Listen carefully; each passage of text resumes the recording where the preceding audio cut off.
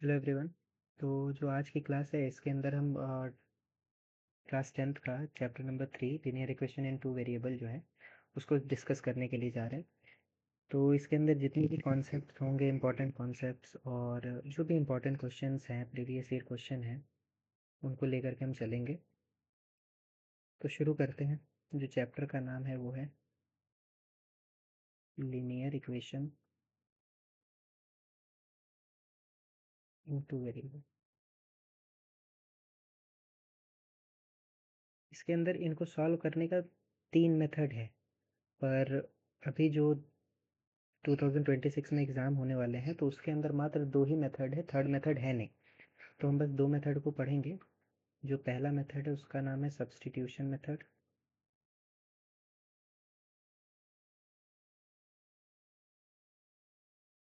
और जो दूसरा मेथड है उसका नाम है एलिमिनेशन मेथड।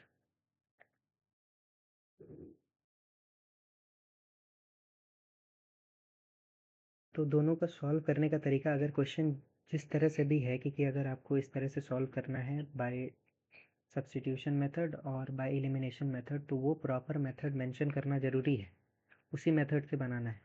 ऐसा नहीं है कि किसी और मेथड से बना दिए। हाँ, आंसर आ जाएगा, लेकिन ज़रूरी नहीं है कि आपको मार्क्स मिलने वाला है उसमें, क्योंकि अगर लिखा हुआ है सब्स्टिट्यूशन मेथड या एलिमिनेशन मेथड तो उसी मेथड से बनाना इम्पॉर्टेंट है। तो इसके लिए क्वेश्चन पहले लेते हैं, उसके बाद देखते हैं, दोनों से बना करके देखते हैं कि कैसे करके बनने वाला है। जैसे पहले अगर सब्स्टिट्यूशन में हम लेना चाहें तो साइमल्टेनियस लीनियर इक्वेशन होगा, 2 इक्वेशन होगा, x plus 2y equal to 9, और एक है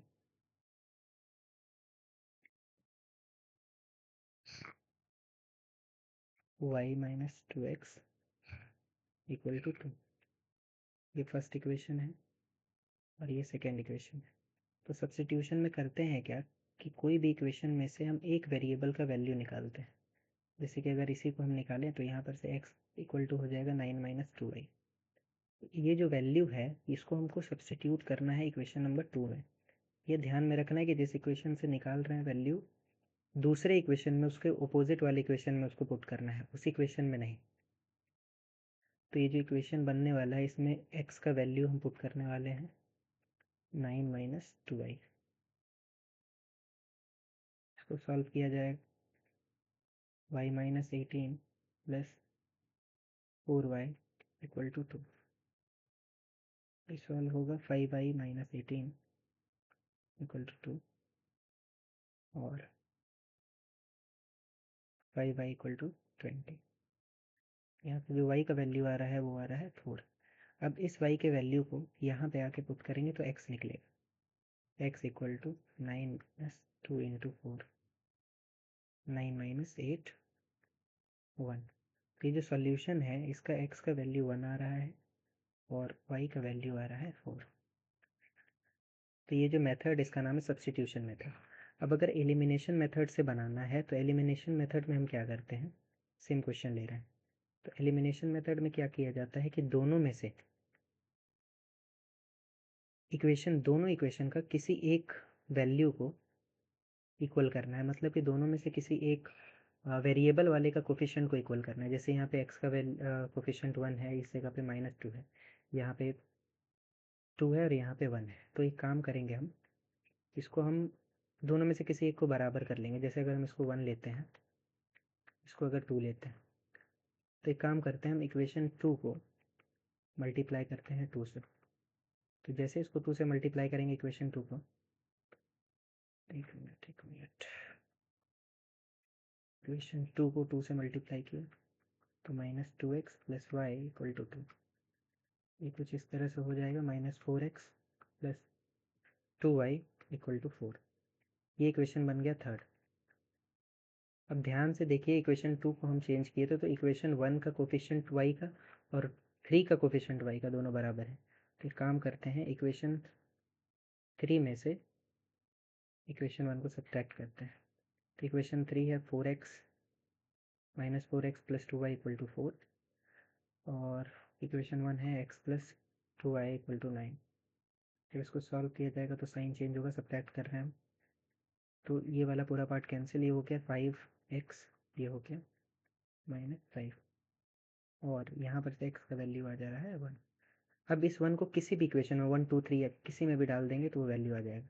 तो अगर हम इक्वेशन 1 में इसको पुट करते हैं, ये रहा इक्वेशन 1, तो यहाँ पर x हो गया 1, 1 प्लस 2y इक्वल टू 9, और 2y equal to 8, y equal to 4।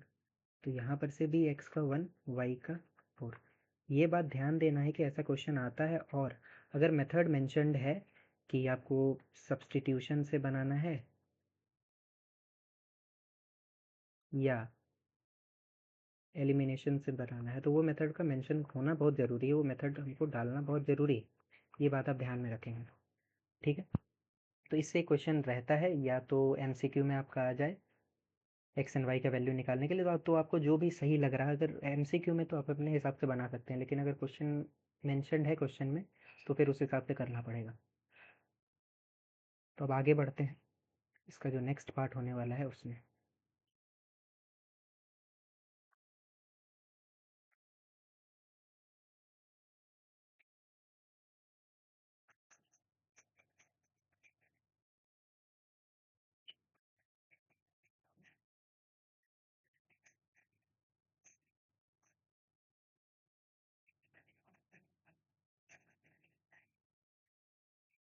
तो अब यहाँ पर से जो है क्वेश्चन अगला वाला कंसेप्ट है, वो हम देखेंगे कि अगर दो साइमल्टेनियस लीनियर इक्वेशन है गिवन, तो उनमें जो कोफिशिएंट्स रहेंगे वेरिएबल्स के, उसके बेसिस पे हम कैसे आइडेंटिफाई करेंगे कि वो जो इक्वेशन होने वाला है वो कैसा लाइन बनाने वाला है।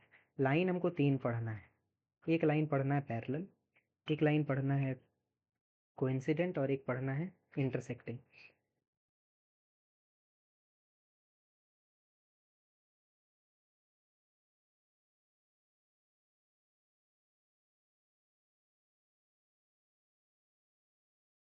ध्यान देंगे यहाँ पे जरा सा, जैसे कि अगर हम पहला इक्वेशन लिख रहे हैं a1x b1y plus c1 equal to 0, और दूसरा लिख रहे हैं a2x plus b2y plus c2 equal to 0। तो इसके बेसिस पे अब ध्यान से आप देखिएगा, पहला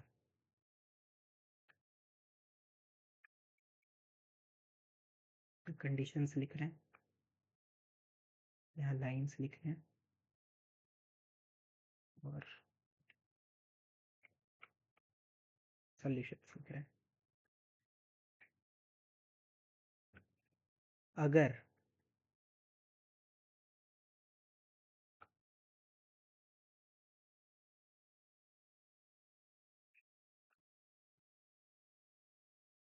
a1/a2 नॉट इक्वल आ रहा है b1/b2 के, तो जो लाइन इसमें बनने वाली है, इसलिए जो लाइन बनने वाला है वो बनने वाली है इंटरसेक्टिंग लाइन्स, यानी कि वो लाइन्स एक दूसरे को कहीं ना कहीं एक पॉइंट पे कट करेंगी।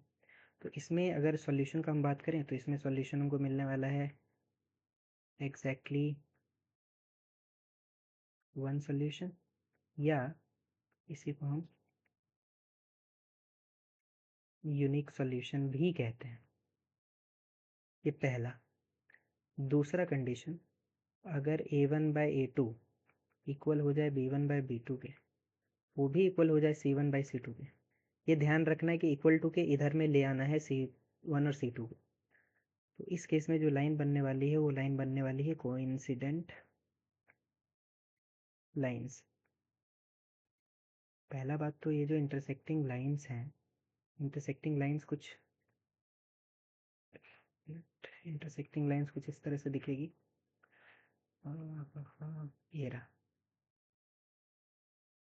सपोज ये L1 है, ये L2 है, तो ये जो पॉइंट ऑफ इंटरसेक्शन है, यही x और y का वैल्यू होने वाला है, जो सोल्यूशन आने वाला है। बाकी कोइंसिडेंट लाइन, एक ही लाइन के ऊपर में फिर से दूसरा अगर लाइन बन जाए तो इसको कहा जाता है कोइंसिडेंट लाइन। तो इसके अंदर आपको दिख रहा है कि बहुत सारे यहाँ पे यहाँ पे यहाँ पे यहाँ पे बहुत सारे पॉइंट्स पे मिल सकता है। तो इसमें जो सॉल्यूशन आने वाली है, इसमें सॉल्यूशन आएगा इनफाइनाइटली मेनी सॉल्यूशंस।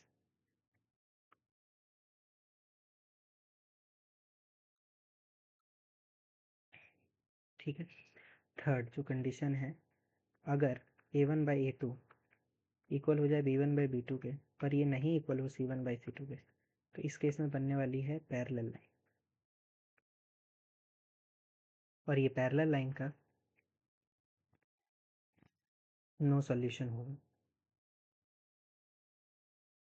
और पैरेलल लाइन कुछ इस तरह से दिखने वाली वो लाइन जो कि कभी एक दूसरे से मीट नहीं करती है।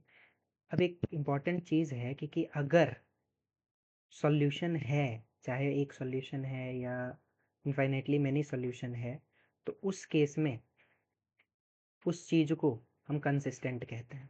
कंसिस्टेंट मतलब या तो एक सॉल्यूशन है या तो इनफाइनाइटली मेनी सॉल्यूशन है। तो इन दोनों केस में हम कह सकते हैं ये कैसा रहेगा, सिस्टम कंसिस्टेंट होने वाला है। पर इस केस में जो है वो है इनकंसिस्टेंट। होप सो यहाँ तक समझ आ गया होगा। बस यही बेसिक सा चीज़ें थी जो कि इनको समझना था। अब हम क्वेश्चन में आते हैं कि किस तरह से इसमें क्वेश्चन पूछे जाते हैं, उसके बाद उसको सॉल्व करते हैं। और हाँ, इसमें वर्ड प्रॉब्लम भी इम्पॉर्टेंट है। शुरू करते हैं ज़रा क्वेश्चन अब हम।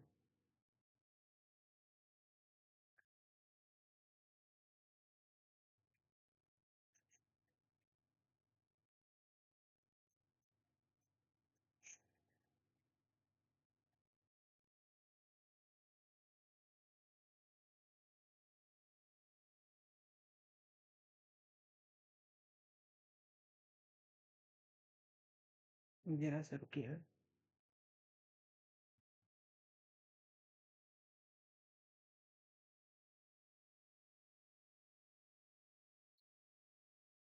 तो क्वेश्चन देखते हैं ज़रा सा।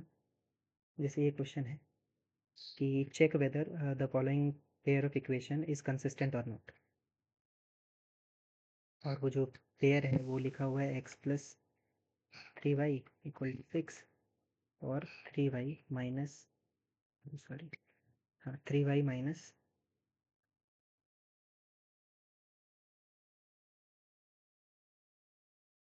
2x = -12।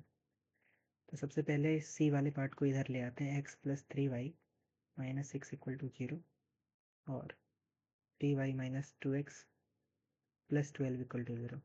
ध्यान देना है x के साथ a लगा हुआ रहता है, तो -2x + 3y + 12 = 0। अब हम यहाँ पर से चेक करते हैं a1/a2। यहाँ आ रहा है 1 पहले वाले में, दूसरे में आ रहा है -2। b1/b2 में आते हैं, यहाँ से आ रहा है 3, यहाँ से भी आ रहा है 3, 1/1। अब हमको c1/c2 चेक करने का नीड है ही नहीं, क्योंकि यहाँ पे आ गया है कि a1/a2 नॉट इक्वल b1/b2। तो जब भी ऐसा कंडीशन रहता है, इस केस में इंटरसेक्टिंग लाइंस बनने वाली रहती है और एक यूनिक सॉल्यूशन होता है, और साथ में ये कंसिस्टेंट होता है। तो क्वेश्चन था कि इज इट कंसिस्टेंट और नॉट, तो यस इट इज कंसिस्टेंट। समझ में आया? तो ये प्रीवियस ईयर क्वेश्चन है, ये आया हुआ है पहले। अब हम कोई और क्वेश्चन लेते हैं।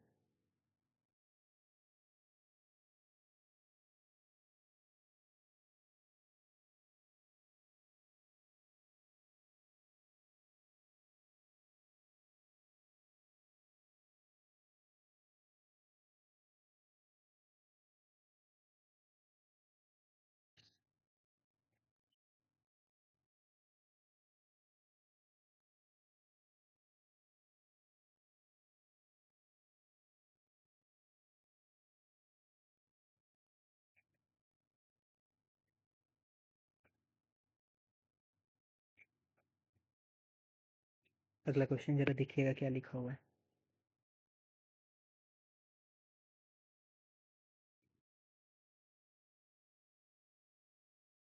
if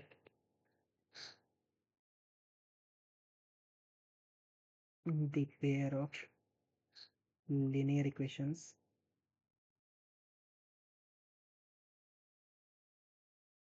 x minus y equal to 1 and x plus ky equal to 5 has unique solution and x equal to 2 comma y equal to 1, then ध्यान से देखिए तो यहाँ पे लिखा हुआ unique solution. For unique solution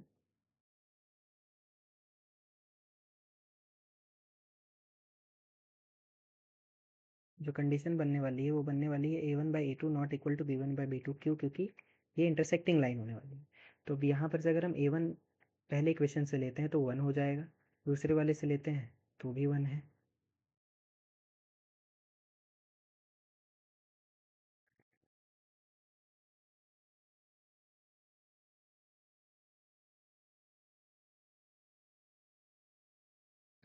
और ये नहीं बराबर होगा,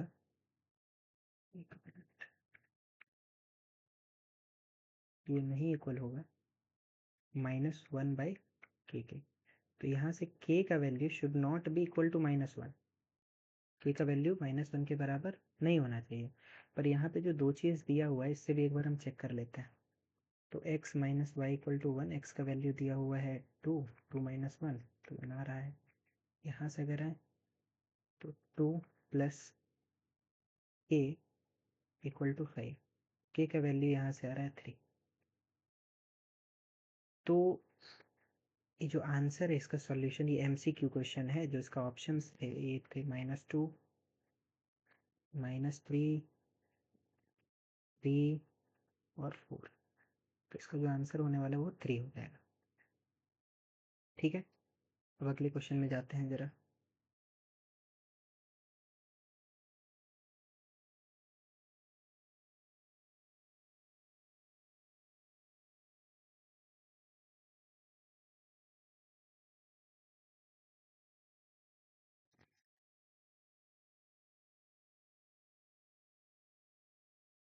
कुछ कुछ वर्ड प्रॉब्लम ले लेते हैं और उसको देखते हैं क्वेश्चन में क्या क्या है, कैसा करके वर्ड प्रॉब्लम आता हुआ है। ये question,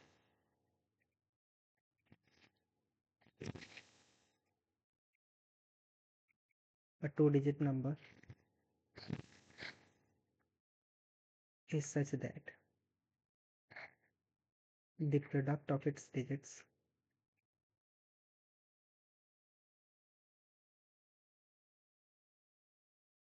is 12 when 36 is added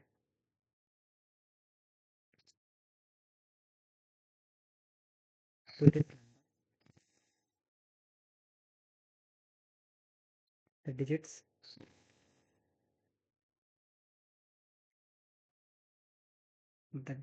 interchange their places.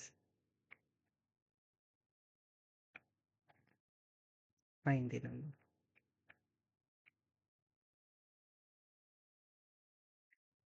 जरा सा ध्यान देना एक चीज़ कि ये कंसेप्ट 2 डिजिट वाला है ही, जरूरी नहीं कि सिर्फ किसी क्वेश्चन में लगेगा, और भी बहुत सारा क्वेश्चन मिलेगा। तो अगर हम कोई भी 2 डिजिट नंबर लेते हैं तो उसका 2 डिजिट होता है। एक तो होता है, 2 प्लेसेस हैं, एक वंस होगा और एक टेंस होगा।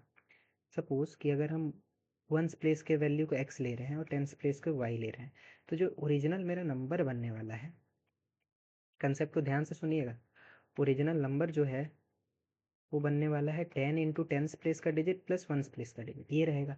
और अगर हम इसमें रिवर्स नंबर का बात करें तो रिवर्स नंबर में क्या हो जाता है, वंस टेंस का प्लेस पे चला जाता है, टेंस वंस के प्लेस पे आ जाता है, तो रिवर्स नंबर ये हो जाएगा। इस क्वेश्चन में बोला है 2 digit number is such that the product of its digit is 12। उनका प्रोडक्ट 12 है, product of its digit is 12। जब 36 हम ऐड कर रहे हैं इस नंबर में, मतलब ओरिजिनल नंबर में, तो उनका डिजिट हो जा रहा है चेंज, तो उसको पता करना है।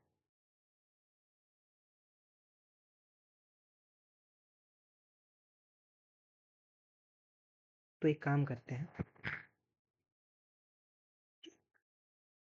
हम इसमें x और y नहीं लिखे भी बना सकते हैं। अगर हम वंस प्लेस के डिजिट को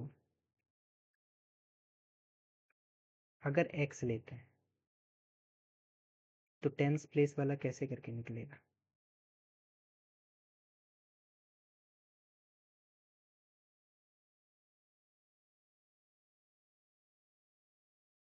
12 डिवाइडेड बाई x। कैसे? अगर y था टेंस प्लेस का तो ये दोनों मल्टीप्लाई होकर 12 हो रहा था। अगर y निकालना है तो हमको तो 12 बाई एक्स, लेकिन हम यहाँ एक ही वेरिएबल लेकर के काम कर रहे हैं तो इसीलिए ये लिख देते हैं। तो अब ओरिजिनल अगर नंबर का हम बात करें तो ओरिजिनल नंबर जो होने वाला है 10 इंटू टेंस प्लेस का डिजिट प्लस वंस प्लेस का डिजिट। तो ये कुछ 120 बाई एक्स प्लस एक्स आ जाएगा। और अगर हम रिवर्स नंबर का बात करें तो 10 इंटू अब वंस प्लेस का डिजिट टेंस प्लेस हो जाएगा, 10 इंटू एक्स। ये चीज़ आने वाला है। अब क्वेश्चन में है कि जब 36 ऐड कर दे रहे हैं ओरिजिनल नंबर में, यानी कि ओरिजिनल नंबर प्लस 36, तो ये रिवर्स नंबर बन जाएगा। तो ओरिजिनल नंबर कितना था? 120 बाई एक्स प्लस एक्स में 36 ऐड कर रहे हैं तो ये बन रहा है 10x plus 12 by x.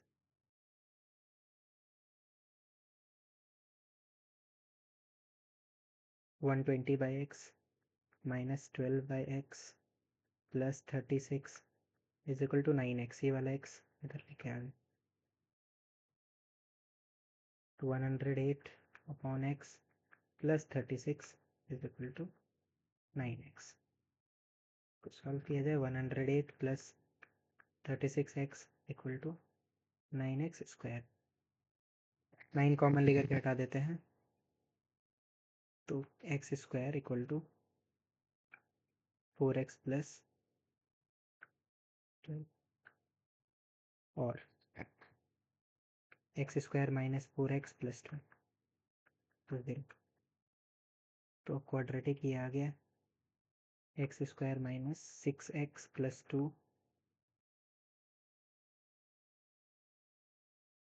Minute, यहाँ पे माइनस 12 हो जाएगा।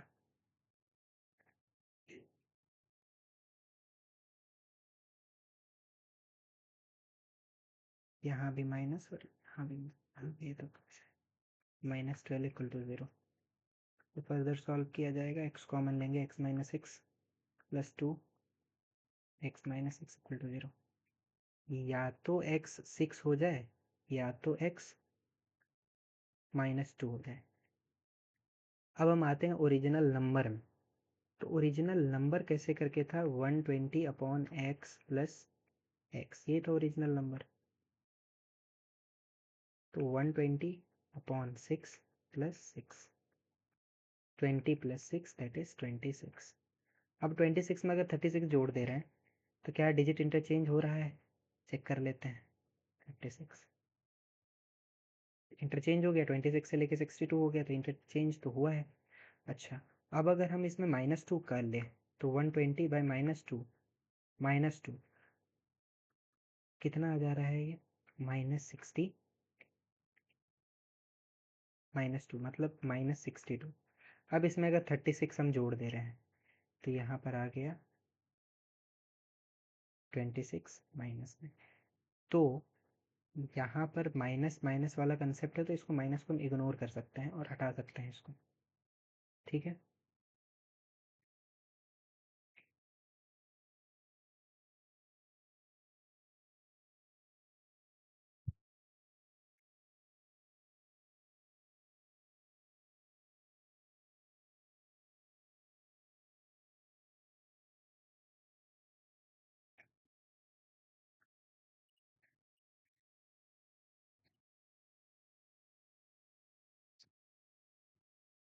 ये कोई और तरीका हो सकता है इसका? तो अगर हम देखें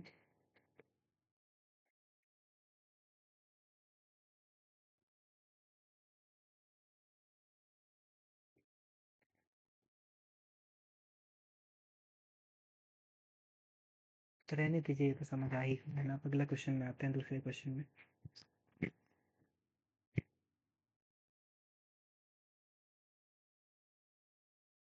एक और वर्ड प्रॉब्लम लेते हैं जो कि प्रीवियस ईयर में आया हुआ है।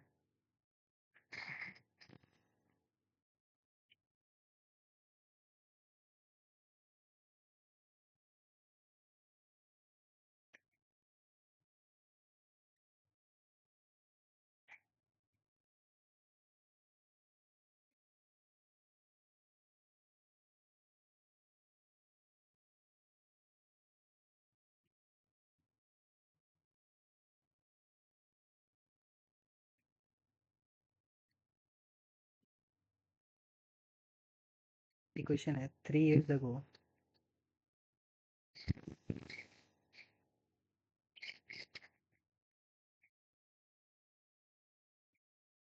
years ago Reshmi was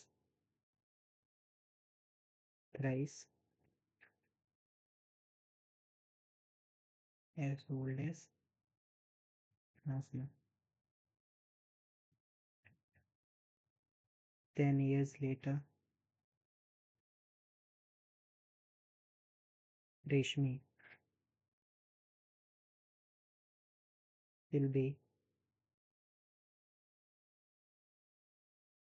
thrice, एक मिनट, thrice नहीं twice, will be twice as old as Nazma.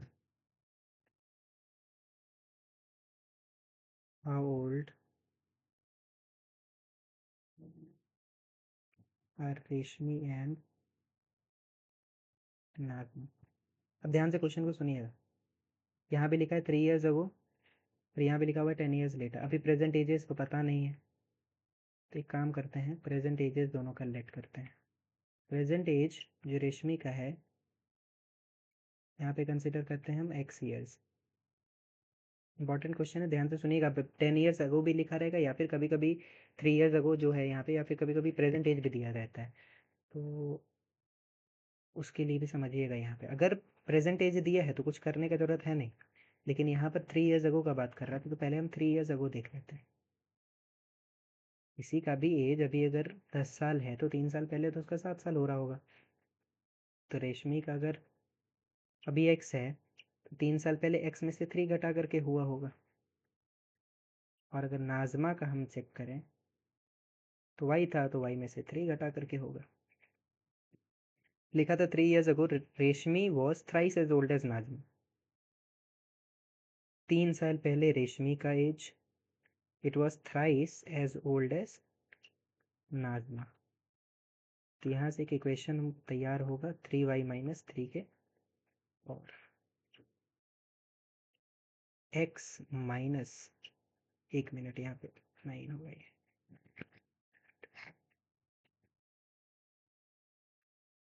x minus 3y equal to minus 6, ये रहा इक्वेशन। अब इसके बाद बोला है 10 years लेटर।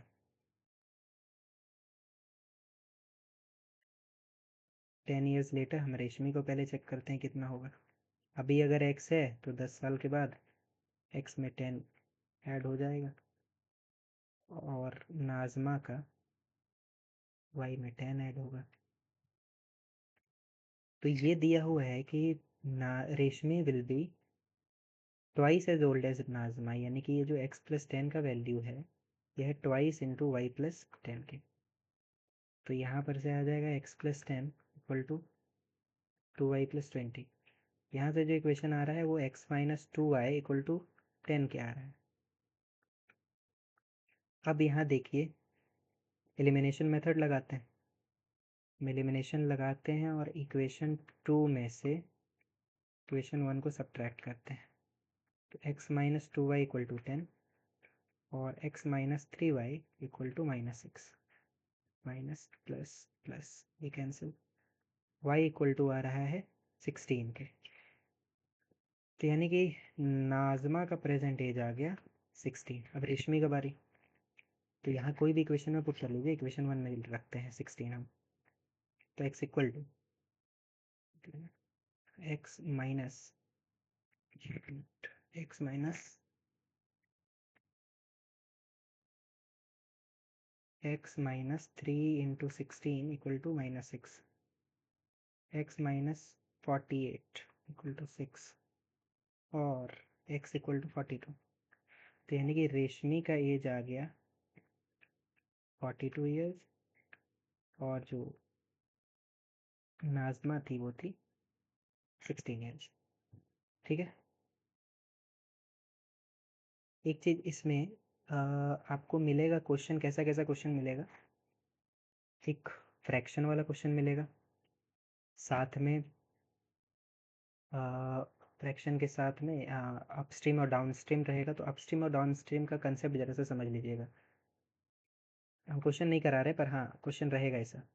अपस्ट्रीम में दो चीज़ें हैं। अगर आप बोट से जा रहे हैं तो एक तो बोट का स्पीड और एक स्ट्रीम का स्पीड, पानी में जो जा रहे हैं।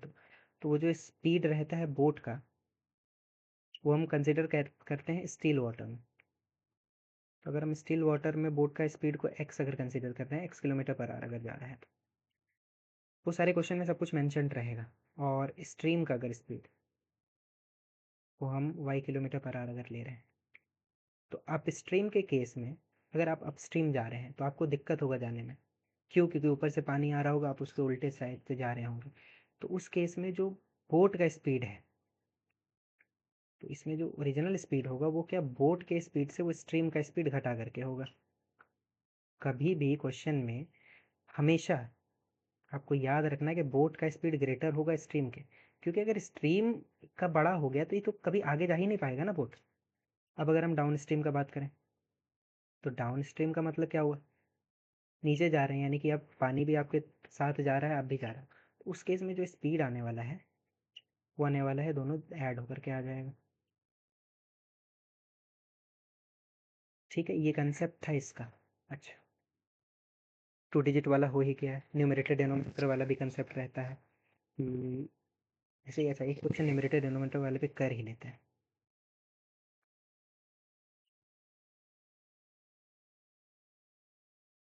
न्यूमरेटर एंड डिनोमिनेटर, एक मिनट, एक question numerator denominator.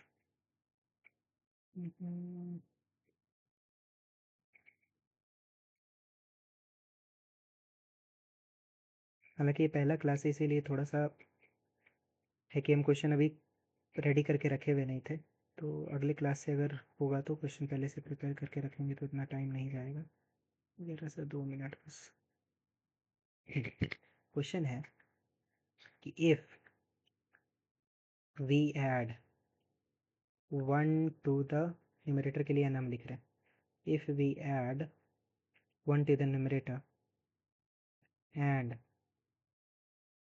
subtract 1 from the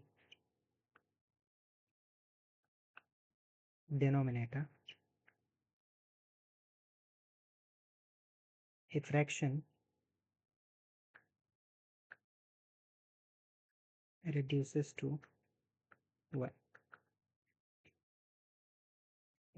एक minute, reduces to 1। Second part में लिखा है if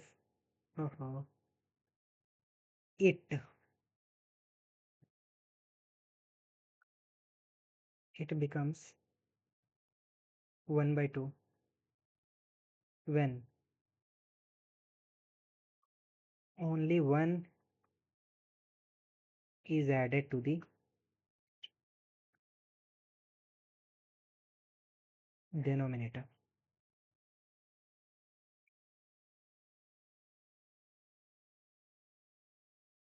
Full stop। What is fraction? ध्यान से देखिए क्वेश्चन को। क्वेश्चन में अगर हम न्यूमरेटर को n कंसिडर करते हैं और डिनोमिनेटर को d कंसिडर करते हैं, तो ओरिजिनल जो फ्रैक्शन होने वाला है कुछ वो इस तरह से दिखेगा। एक मिनट रुकिएगा जरा, वॉइस वगैरह प्रॉपर आ रही है ना? हाँ, सब कुछ ठीक है। चलिए, तो ओरिजिनल फ्रैक्शन कुछ इस तरह से दिखे। अब क्वेश्चन में है कि अगर 1 is added to the numerator and 1 is subtracted from the denominator, तो अब हम कर रहे हैं कि न्यूमरेटर में एक जोड़ रहे हैं और डिनोमिनेटर में एक घटा रहे हैं, तो ये जो फ्रैक्शन बनने वाला है ये 1 हो जाएगा। ये फर्स्ट पार्ट से है। सेकंड से है कि ये 1/2 हो जाएगा जब सिर्फ 1 उसके डिनोमिनेटर में मात्र ऐड करेंगे, मतलब numerator as it is but denominator में हम 1 ऐड किए, तो ये हो गया जाके 1/2। अब इसको सॉल्व करते हैं, तो यहाँ से आ रहा है कि n + 1 = d - 1 के, तो यहाँ से आ गया n - d = 2। यहाँ से आ रहा है 2n = d + 1 और 2n - d = 1। अब इसको इक्वेशन 1 कंसिडर करते हैं, इसको 2 करते हैं। ध्यान से देखिएगा, दोनों को सब्ट्रैक्ट करते हैं, मतलब इक्वेशन 1 में से घटा देते हैं इक्वेशन 2। तो n - d = 2 और यहाँ से है 2n - d = 1। सब्ट्रैक्ट किया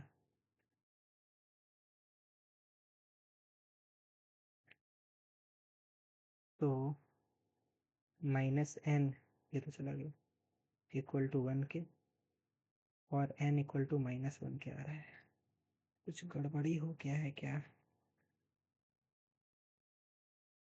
If we add 1 to the numerator and subtract 1 from the denominator, the fraction reduces to 1, and it becomes 1/2 if 1 is added only to the denominator। तो ठीक ही है, पता तो सही लग रहा है।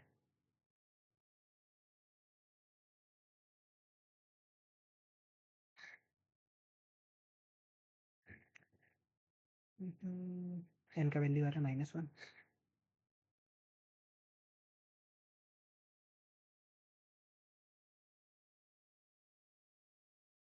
कुछ गड़बड़ हो गया है, क्या लग रहा है। न्यूमरेटर n हो गया, डिनोमिनेटर d हो गया, ओरिजिनल फ्रैक्शन तो ये रहेगा।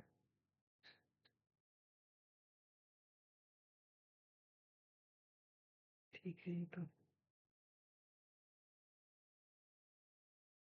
एक मिनट, यहाँ पे -2 हो रहा है, ये यहाँ पे गड़बड़ हो रहा है। -2 ये हो गया -3। एक मिनट, ये हो गया -3, माइनस खत्म हो जाएगा, तो n का जो वैल्यू आने वाला है वो आने वाला है 3। ठीक है, 3 को किसी में भी पुट कर लेते हैं, इसमें पुट कर देते हैं वॉल्यूम इक्वेशन 1 में, तो यहाँ पर से डिनोमिनेटर आ जाएगा 3 - 2, 3 + 2, क्योंकि ये वाला जो हिस्सा है ये है -2। इसको जरा से देखते हैं, यहाँ पे ये क्या लिखा हुआ, ये है -2, तो ये हो गया 5। तो ओरिजिनल जो फ्रैक्शन है वो कितना हो जाएगा, 3/5। ये रहा रिक्वायर्ड आंसर। अच्छा, इसमें क्या है ना कि अब एक और कंसेप्ट है, ये तो मान लीजिए डाउन स्ट्रीम अप स्ट्रीम और फ्रैक्शन वाला कंसेप्ट तो हो गया। एक कंसेप्ट आपको क्या समझना है इसमें, डेनोमिनेशन वाले। डेनोमिनेशन मतलब वो रुपीज़ वाला, कि जैसे क्वेश्चन में गिवन होगा कि कंसेप्ट समझते हैं।